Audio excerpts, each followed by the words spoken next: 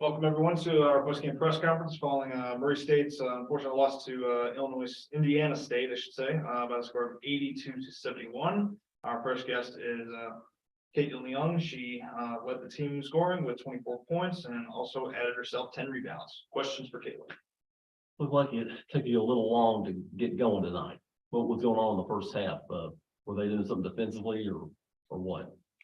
They were kind of, just pushing me around down there, but I also think it's kind of our offense. We're run and gun, get the first shot up we can. I felt like in the first half we were really getting up. Well, the first quarter we were really getting up and down, trying to push the ball.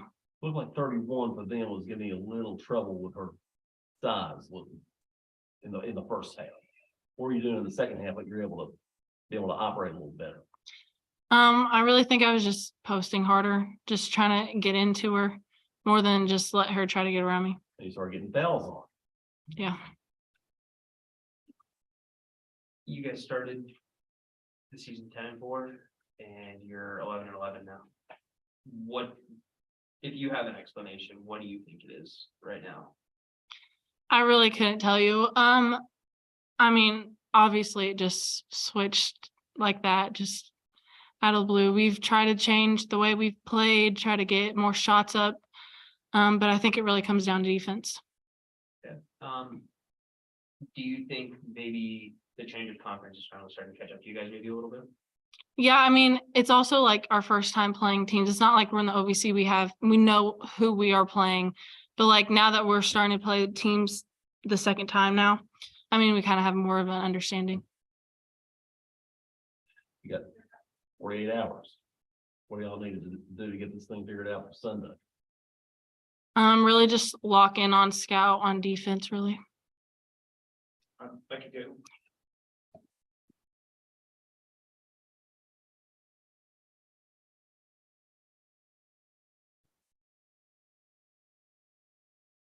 Next up is Kason Connor. Kason came off the bench and got some quality minutes, just under 26, added herself 3 points. Also got 2 total rebounds and was just an absolute dog on the defensive end. Questions for Kason?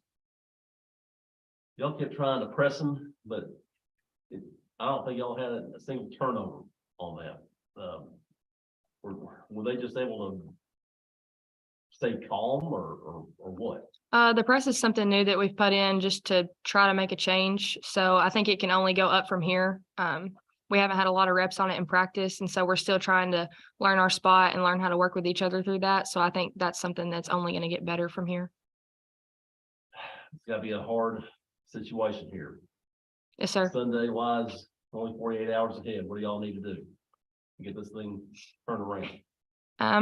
You're not going to forget about it. Like, we're all mad about the past 7 games, but for the next 48 hours, you got to forget about it and move on and focus on Evansville and then come back after that. You got 7 games left of the tournament. After this 7-game streak you guys have been on, what's something you got to do? What's just the number one thing that sticks out to you that maybe you guys got to fix here? Anything we've done good up to this point and anything we've done bad up to this point doesn't matter. We've got to get past our weaknesses and start locking in on defense and scout, like Kate said, and just try to turn this thing around. Looked like there were several times when they got wide open. What was happening out there? I think just miscommunication on defense, not knowing where we're supposed to be and not rotating out of doubling a ball screen, just little things that we need to fix. All right. Thank you, Kason. Thank you. Thanks, guys.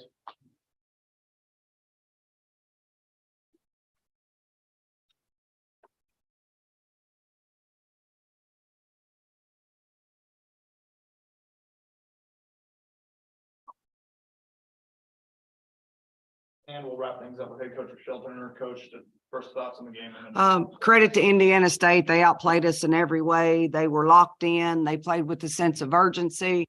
They're not just going through the motions. Right now, we've got a basketball team that's just going through the motions when things, your true character and what you're made of comes out through adversity. And, we're 7-2 in the non-conference schedule with the win over UK. Everything's going good. We're 4-2 to start the conference season and everything's going good. And as soon as things start going bad, then that's when you have an option. You can fight or fold. And this basketball team's done a lot of folding, but that's directly square on me. It's my responsibility to put a team on and a product on the floor that can win games. So there's nobody to blame but me. And I realize, and like I said, I'm not going to put any blame on the kids, because ultimately I have to get them ready to play and I have to get them inspired to play. And we're not playing any type of inspired basketball right now. Like I said, we're going through the motions. We didn't play a lick of defense all night. We didn't communicate. We didn't talk. We didn't go after the offensive boards. We got beaten in every category. So again, that's squarely on me. And, you know, if anybody wants to talk or blame, they can do that with me, because, you know, that's the coach's responsibility to have their kids ready to play and compete. And our kids aren't doing that right now. Seemed like just could not get them uncomfortable on their offensive end. No, we, you know, start out the game not getting to, Williams on the first 2 threes of the game. So, I mean, that's all we talked about, was not letting her get comfortable. And that was just a situation where, again, just not ready to play and not ready to do our job. And those first 2 possessions set the tone for the entire game. And that's what people don't realize is that the first few possessions matter. And when you're not locked in and ready to go and you give those things up. And, you know, we just didn't get any stops all night. They were able to do whatever they wanted to do whenever they wanted to do it. But again, that's a sign of a well-coached team, and our team looks like they haven't been coached at all. So, I mean, there's nobody. I mean, you know, I talk to our kids about, when you're looking in the mirror, you got to figure out where to point to.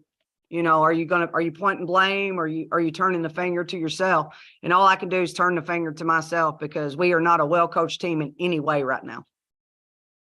You know, earlier you talked about the Iowa trip. You guys came back from that. You got 2 wins over one of our Belmont team is now 4th in the Valley, and then a switch flipped. And since then, 7-game losing streak. Now you got 7 games left. What's got to happen now for you to flip the script before the tournament comes?